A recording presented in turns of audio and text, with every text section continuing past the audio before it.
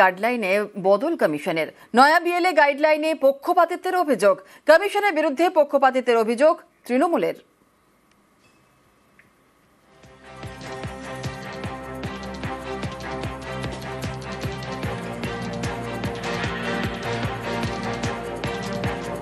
দু 2023-এর বিএলএ গাইডলাইনে বদল কমিশনের। নয়া বিএলএ গাইডলাইনে পক্ষপাতিত্বের অভিযোগ, কমিশনের বিরুদ্ধে পক্ষপাতিত্বের অভিযোগ তৃণমূলের।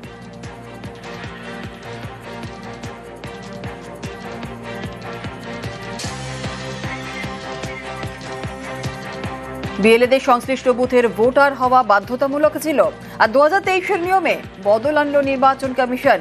এবার থেকে সংশ্লিষ্ট বিধানসভার ভোটার হলেই বিএলএ।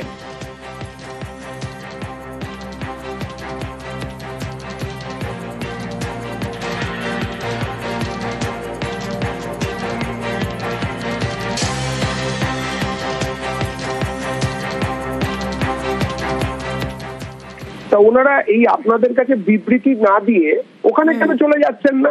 এত অন্যায় হচ্ছে, ভয়ঙ্কর খেলা খেলছে শুনলাম, তো গলা কাঁপিয়ে কাঁপিয়ে বললেন। খেলা হবে স্লোগান তো ওনারা দিয়েছিলেন, এবারে ওনারা চলে যাচ্ছেন না কেন? সুপ্রিম কোর্টে খেলতে চলে যান। এত আইনের জাহাজ, এত আইন বোঝেন, বড় বড় সব উকিল বাবুরা রয়েছেন, দরকার হলে পয়সা দিয়ে জনগণের ট্যাক্সের পয়সায় যারা চাকরি গিয়েছিল তাদের চাকরি আরো ভালো করে যাওয়ার জন্য উকিল রেখেছিলেন। এত বড় দুর্ঘটনা ঘটছে, ইলেকশন কমিশন করছেন, ওনারা যাচ্ছেন কেন? কেন যাচ্ছেন না? চলে যেতে বলুন। বিজেপি এবং বিরোধীদের সুবিধা করে দিতে ভয়ঙ্কর খেলা খেলছে জাতীয় নির্বাচন কমিশন।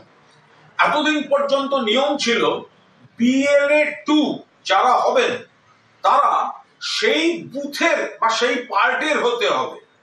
এখন নির্বাচন কমিশন বলছে যে বিএলএ 2 যদি কোনো পার্টে না পাওয়া যায় অন্য জায়গা থেকে বিএলএ 2 আনা যাবে। এর মানে কি?